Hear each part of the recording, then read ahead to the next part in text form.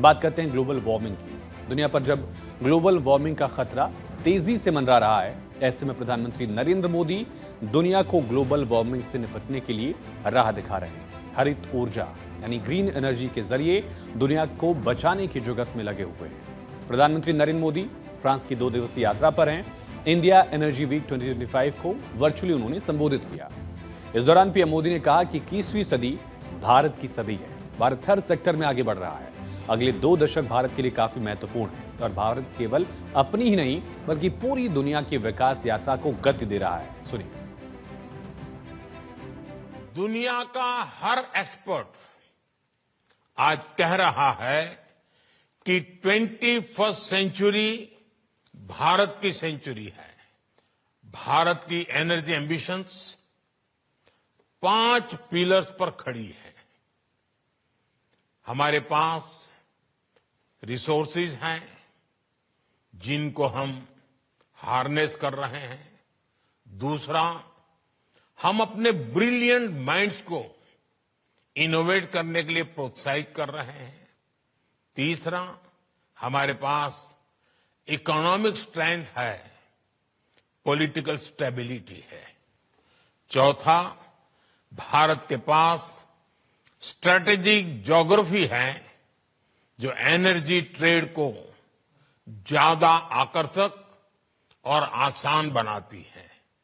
और पांचवा, Bharat global sustainability के लिए कमिटेड है।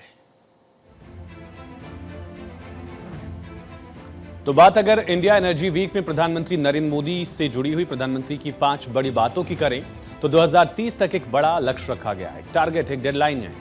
इंडिया एनर्जी वीक 2025 में पीएम मोदी ने 2030 तक 500 गीगावाट अक्षय ऊर्जा क्षमता जोड़ने का लक्ष्य रखा है और भारतीय रेलवे को नेट जीरो कार्बन उत्सर्जन की ओर ले जाने का लक्ष्य है। हर साल 50 lakh metric ton green hydrogen उत्पादन का भी टारगेट रखा गया है। पीएम ने उपलब्धियों का जिक्र भी किया। कहा, पिछले 10 साल में शानदार सफर हमने तय किया है। भारत की सौर ऊर्जा उत्पादन क्षमता 32 गुना बढ़ी है। भारत दुनिया का तीसरा सबसे बड़ा सौर ऊर्जा उत्पादक देश बना है। गैर जीवाश्म ईंधन आधारित ऊर्जा क्षमता भी 3 गुना बढ़ी है। विदेशी मुद्रा की बचत हुई है। किसानों की आय बढ़ रही है। भारत अक्टूबर 2025 से पहले 20% एथेनॉल ब्लेंडिंग का लक्ष्य भी हासिल कर लेगा। भारत के नेतृत्व में बना ग्लोबल बायोफ्यूल्स अलायंस, जिससे 28 देश और 12 अंतर्राष्ट्रीय संगठन जुड़े हैं। सौर पीवी मॉड्यूल निर्माण क्षमता 2 गीगावाट से बढ़कर 70 गीगावाट हो गई है और ऊर्जा भंडारण क्षेत्र में भारत इलेक्ट्रिक मोबिलिटी की ओर तेजी से बढ़ रहा है। इस साल के बजट में भी ग्रीन एनर्जी को समर्थन देने के लिए कई घोषणाएं की गई।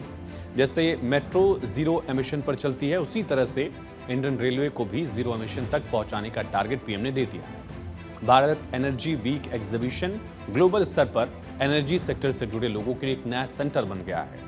यहाँ लाखों डॉलर का कारोबार होता है और एनर्जी सेक्टर में काम करने वाले 120 देशों के प्रोड्यूसर्स यहाँ अपने प्रोडक्ट और कॉन्सेप्ट शोकेस कर रहे हैं, पार्टनरशिप करते हैं, इस सेक्टर के भविष्य और ग्रोथ पर चर्चा करते हैं। इससे आत्मनिर्भर भारत की नई ऊर्जा की दिशा दशा कैसे तय हो रही है, ये समझिए। दरअसल यहाँ दुनिया भर से 70,000 एनर्जी प्रोफेशनल्स, 700 से ज्यादा कंपनियां, 120 से ज्यादा देश और 6,000 से ज्यादा प्रतिनिधि, 500 से ज्यादा speakers energy week exhibition global में शामिल हो रहे हैं। इनमें 85 से ज्यादा कॉन्फ्रेंस सेशन हैं जहां अलग अलग विषयों पर चर्चा की जा रही है जो ग्रीन एनर्जी से, आत्मनिर्भरता से जुड़ी हुई है और भारत की बढ़ती शक्ति को यहां से दुनिया देख रही है। ऐसे में ग्रीन एनर्जी को काफी अहम माना जा रहा है। भारत ग्रीन एनर्जी में आत्मनिर्भर बनने में जुटा हुआ है। भारत ने दुनिया को दिखाया कि हरित भारत, स्वच्छ भारत देश का मूल मंत्र है।